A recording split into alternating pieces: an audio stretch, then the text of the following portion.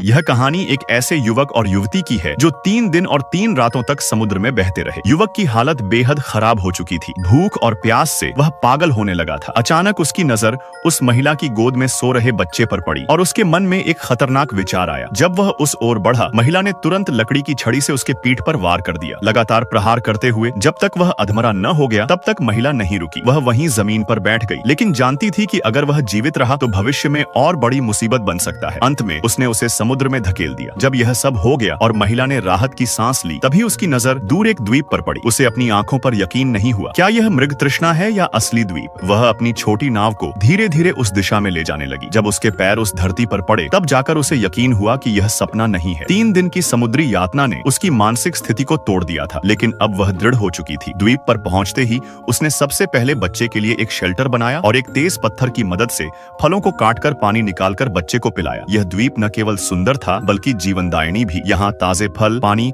और अन्य संसाधनों की कोई कमी नहीं थी। समय के साथ उसने एक झोपड़ी बनाई जहाँ 3 लोग आसानी से रह सकते थे। ऐसा लगने लगा था जैसे वह इस जीवन की आदी हो चुकी हो। पर यह शांति स्थायी नहीं थी। एक दिन भाई बहन मछली पकड़ने के लिए बाहर निकले तो उन्हें एक विशाल शार्क ने घेर लिया। रात हो चुकी थी, लेकिन वह शार्क टस से मस नहीं हुई। लड़के ने चतुराई से एक मछली को मारकर उसके खून से शार्क को दूर खींचा और मौका पाकर दोनों भाग निकले। मगर इस प्रयास में बहन बाल बाल बची। इसके बाद मौसम ने करवट ली। मूसलधार बारिश ने उनकी झोपड़ी को तहस नहस कर दिया। महिला ने भीगते हुए उसे ठीक करने की कोशिश की, लेकिन उसके लंबे समय से चला आ रहा थकान और तनाव उसे बीमार कर गया। अब वह बिस्तर पर पड़ी थी और जानती थी कि उसका अंत निकट है। मरने से पहले उसने लड़के से कहा कि वह अपनी बहन की रक्षा करे। महिला के मरने के बाद लड़के ने उसकी कब्र बनाई और कसम खाई कि वह अपनी बहन को कभी तकलीफ नहीं देगा। समय बीतता गया, दोनों बड़े हुए, लेकिन समस्याएं भी आईं। एक सुबह लड़की ने देखा कि उसके बिस्तर पर खून फैला है। उसे लगा कि वह घायल हो गई है और मरने वाली है। भय से वह रोती हुई बाहर भागी। लड़का उसे ढूंढता हुआ आया